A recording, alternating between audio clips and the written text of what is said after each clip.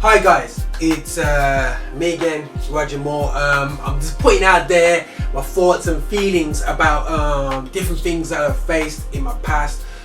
Today, what I face tomorrow, and pass on that. Hopefully that somebody will learn and be blessed with what I'm saying. And maybe hit me up and says, "Oh Roger, you could have done this," and I go, "Oh man, this is great. I got a great understanding."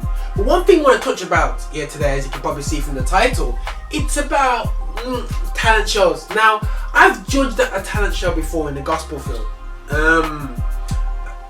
I believe it works. You know, I think it's the greatest A&R machine Simon Cowell has ever created. He's created this amazing A&R machine which works great for him. He don't have to find anyone, people find him, and at the same time he don't have to chase them down. They just sign anything away. So it's a great, you know, X Factor. You know, you got the Britain's Got Talent and all these different shows which I don't really watch. Watch it now and again, but not to detail.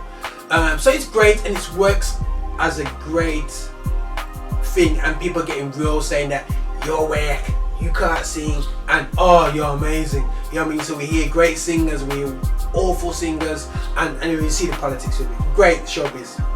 But when you try to apply that to gospel music, and I felt this when I judged one time, and I have asked to be a judge numerous times. And I'm not saying this is wrong. I'm just putting it out there so so I don't get asked every 2 seconds, can I be a judge? But also at the same time, I think I don't think anyone's really looked at it from a different perspective. But right, if we say that, you know, we have a calling to sing, and I say in inverted commas, to sing the gospel. Now that doesn't mean that you're going to be the greatest singer.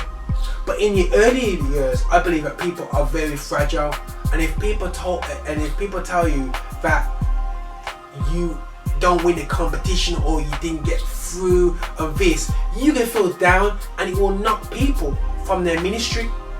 So for me, it's a case of I'm not turning around to them and saying, "Thus saith the Lord," or "This is what God is saying to me," or "You got amazing calling." I'm just going to you. You didn't sing the part. You don't look the part. And I'm thinking, we've just cheapified the approach of how we present the gospel. Yes, we need to look good. Yes, we need to deliver correctly. So before we set up talent shows, why don't we set up schools of developing people in the gospel music?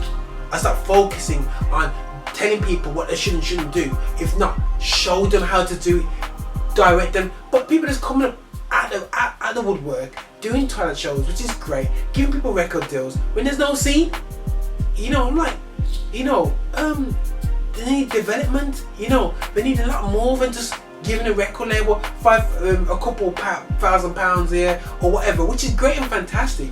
But really, in the long term, everyone complains about the X Factor, but it doesn't give you long-term artists like the Jackson 5s, like Tina Turner, and I'm backing at all these big, massive secular artists.